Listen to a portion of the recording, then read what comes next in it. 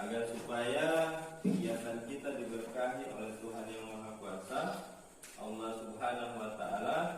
Maka dari itu kita akan mulai dengan doa. Siapa yang bisa memimpin doa? Ya, apa? Disilakan. Ya, berat. Teman, sebelum kita belajar, marilah kita berdoa mulai. Selesai. Bapak akan mengecek kehadiran adik-adik. Laila Sambayang, Ramadan Jiu, Sagita Turumang, Akman Gobel. Ada beberapa tujuan yang harus kita capai. Maka dari itu perhatikan ke papan tulis. Pertama, melalui kegiatan literasi, peserta didik dapat menjelaskan dengan baik jenis-jenis organ pencernaan pada manusia. Dan yang ketiga, melalui uji mandiri, peserta didik dapat membuktikan dengan benar pencernaan mekanik dan pencernaan kimiawi yang terjadi pada mulut. Juga menggunakan beberapa bentuk penilaian. Penilaian yang pertama yaitu penilaian sikap. Penilaian yang kedua yaitu penilaian keterampilan. Dan yang ketiga yaitu penilaian pengetahuan. Adik-adik masih ingat tidak dengan materi yang kita pelajari pada minggu lalu? Masih. Masih ya?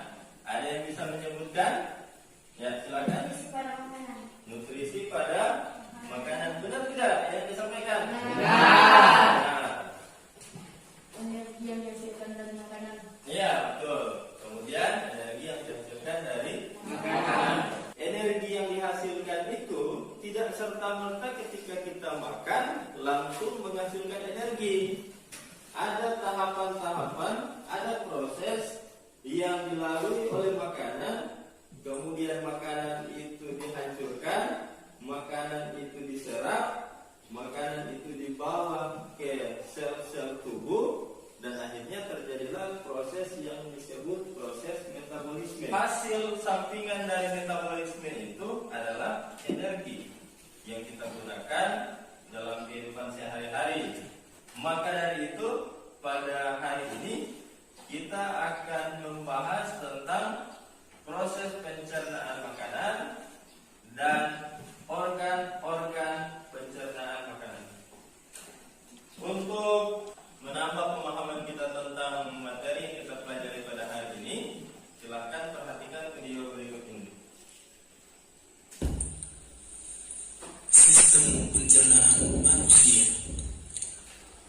Pencernaan manusia terjadi ketika makanan berada di dalam mulut dan dicerna oleh organ-organ pencernaan yang spesifik. Makanan yang kita makan dicerna melalui saluran yang spesifik yang dimulai dari rongga mulut dan berakhir di anus. Saluran ini disebut dengan saluran pencernaan. Saluran pencernaan terdiri dari buka graviti atau rongga mulut, esofagus atau kerongkongan, stomach atau lambung, large intestine atau usus besar, small intestine atau usus halus, rektum, dan anus. Makanan dapat dicerna dengan baik jika memiliki berbagai macam bagian dari saluran pencernaan. Mencerna makanan menggunakan sekresi dari kelenjar saliva, liver, dan pankreas. Halus merupakan dari tayangan video ini. Ada tidak pertanyaan? Pak Guru persilahkan. Saya bertanya. Ya, silakan Adik Nia. apa perbedaan organ pencernaan utama dan organ pencernaan tambahan? Oke, pertanyaan pertama dari Adik Nia. Masih ada lagi yang bertanya? Adik Koyer, silakan. Kenapa makanan yang kita cerna menjadi energi? Nah, bagus ya pertanyaannya. Masih ada lagi yang ingin bertanya? Ya, Adik. Apa perbedaan pencernaan mekanik dengan pencernaan kimiawi? Apa perbedaan pencernaan mekanik dengan pencernaan kimiawi? Sudah ada 3. Masih ada lagi?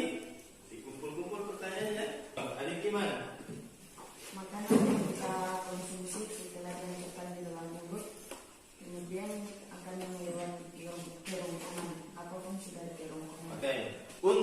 menjawab pertanyaan tadi, Bapak akan bagikan LKPD. Bapak akan bagi adik-adik ke dalam dua kelompok. Ini kelompok satu sebelah kanan Bapak dan sebelah kiri Bapak itu kelompok dua. Dipersilahkan untuk masuk ke kelompok. LKPD, silahkan dikerjakan. Ada dua kegiatan yang harus adik-adik kerjakan dalam LKPD ini. Kegiatan pertama itu adik-adik mengisi kolom. Kemudian pada kegiatan yang kedua, adik-adik akan melakukan pengujian. Ditentukan siapa ketua kelompoknya ya? Ya, silakan kalian berdiskusi, tentukan siapa ketua kelompoknya. Silakan juga ditentukan siapa ketua kelompoknya. Gunakan literasi, adik-adik perlu pegangan buku siswa dan juga ada bahan ajar yang Bapak bagikan. Isi pertanyaan-pertanyaan yang ada dalam LKPD. Bapak beri waktu 10 menit. Teman-teman kelompok yang lain memberikan masukan ya. Berdiskusi untuk menjawab pertanyaan yang ada dalam LKPD. Alhamdulillah sih.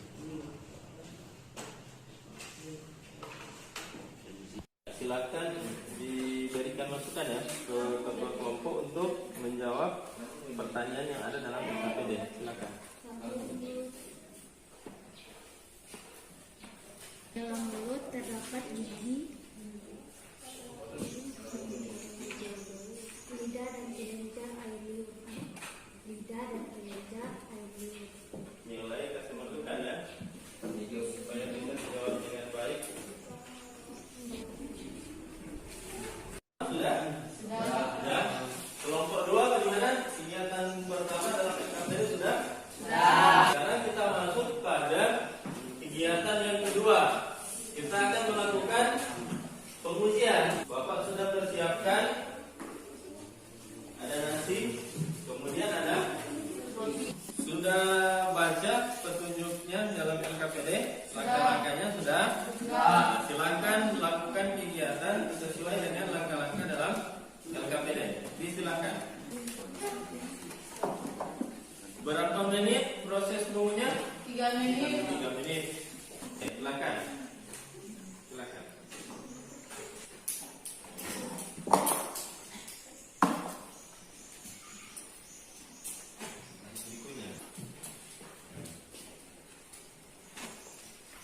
Kemudian diamati ya apa yang terjadi dengan makanan itu. Ini sudah? Nah, kalau sudah, silakan jawab pertanyaan dalam LKPD. Jawabannya itu berdasarkan analisa dan diskusi daripada adik-adik. Ya, masukkan di kolom ini. Kalau sudah, Bapak persilahkan kesempatan pertama kelompok 1. Baiklah, saya dari perwakilan kelompok 1 ingin mempresentasikan hasil diskusi dari kelompok kami. Jenis organ yang pertama, mulut. Mulut merupakan jenis organ utama. Di dalam mulut terdapat gigi, lidah, dan kelenjar air liur yang mengandung mukosa atau linder dan enzim amilase. Pada mulut terjadi pencernaan secara mekanis dan pencernaan secara kimiawi. Kerongkongan merupakan jenis organ utama. Kerongkongan merupakan saluran penghubung antara mulut dengan lambung. Kita beri aplaus dulu. Kelompok 2 mempresentasikan hasil pengujian. Yang lain perhatikan. Roti sebelum dikunyah, potongan besar dan padat. Setelah dikunyah menjadi potongan kecil dan lunak. Rasa makanan saat pertama dikunyah tawar. Rasa makanan setelah dikunyah selama 3 menit manis. Kesimpulannya, roti merupakan makanan yang termasuk dalam kelompok karbohidrat. Pada saat proses mengunyah, roti akan bercampur dengan enzim amilase atau lianin, sehingga enzim mengubah amilun pada roti menjadi glukosa atau gula, sehingga kita merasakan manis pada makanan. Pada pengujian kedua, bahan makanan nasi. Kesimpulannya sama halnya dengan roti, nasi juga merupakan makanan yang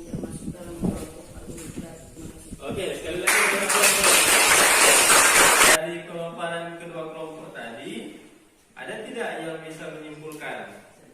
Ya, silakan. Diproses dalam tubuh melalui 4 tahapan, yaitu ingesti pemasukan makanan, digesti pencernaan, absorpsi penyerapan, dan defekasi pengeluaran. Kedua, pencernaan makanan terbagi atas 2, yaitu pencernaan mekanis dan pencernaan kimia. Tepuk tangan dulu.